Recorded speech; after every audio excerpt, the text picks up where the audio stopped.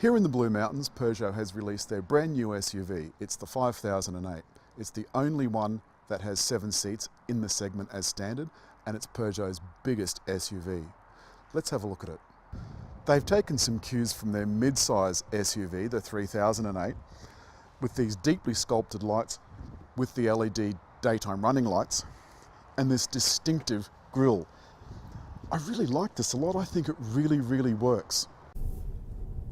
Since taking over the brands and amalgamating both Peugeot and Citroën into a single entity, new importer Inchcape has increased sales by about 36%, which is not saying a whole lot because the sales, quite frankly, had tanked.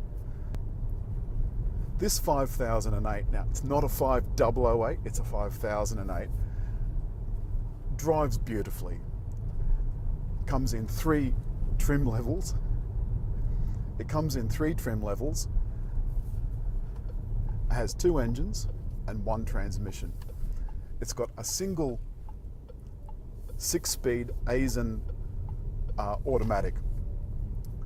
It's unbelievably smooth. It has a sports mode as well, and the sports mode does a few other fancy things to the drivetrain, but mainly it is to make the car feel a bit more responsive. It changes the steering, makes it a little bit heavier in sport mode. The new managing director of Peugeot Citroën Australia is Anouk Poelman, who comes from the Netherlands. She was most recently in Luxembourg, so not for tax purposes, I hasten to add. And she's really keen to make the brand into something that is fresh and new, and above all, prestigious. She sees the brand not just as a premium marque, not just as a European car, but as something that Australians will want to buy. She's suggested that they will make more of the Frenchness of the car, more of the distinguished nature of the car, more of the prestige, the luxury. And I think they're onto a winner. Now, let's talk about this car specifically for a minute, and I'll come into a dead-end street. It has a lot going for it. The ride for a start is absolutely sensational. The engine is nippy. The petrol 1.6 is absolutely sensational. It is beautifully smooth and free spinning, and of course it's award winning. Likewise for the diesel. The diesel has slightly more get up and go. On the highway particularly, you'll notice the ride is absolutely amazing, and it is incredibly quiet. Now, you probably can't hear a lot of the road noise because the cabin is so isolated and calm and cool. Let's talk about the instrument panel for a minute. This whole business here is called iCockpit, and it consists of this little tiny steering wheel and instruments that you look over the top of the steering wheel to see. It's completely digital and completely configurable. You can have your instruments like I'm showing here, which is the normal traditional speedo and tacho. You can have them just as little bars down the side. You can have your sat nav up there as well. All of the cars have sat nav. All of the cars have autonomous emergency braking. There are several different ways to get into the navigation system. You can do it by voice, you can do it by touching the screen. Now this touch screen also has, to get to the instruments, you can touch it with 3 fingers, and it'll bring up this main screen for the settings. Now you can do that from anywhere, or you can touch one of these piano keys along here. Now have a look at those. Don't they look sensational? And this is the only SUV in the segment that has 7 seats as standard, and you can remove those seats easily at any time. They weigh a measly 11 kilos each, and that means that you've got an extra almost 200 litres of underfloor boot space that you can use for bits and bobs. That's good news. Also, the seats in some models have a massage function. There are several different ways of giving the cabin ambience, and one of them is smell. In the glove box is a little canister, and that will put whatever smell you select into the cabin. There's a lot of ways to interact with this car. One of the interesting facts is the automatic transmission has no physical connection with this lever. It's got a push button for park and a kind of trigger style selector.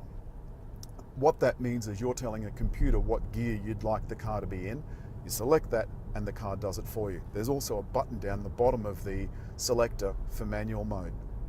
Peugeot is trying to make this relevant to a lot of different people. It's saying that this is a prestige car that the managing director would like to drive.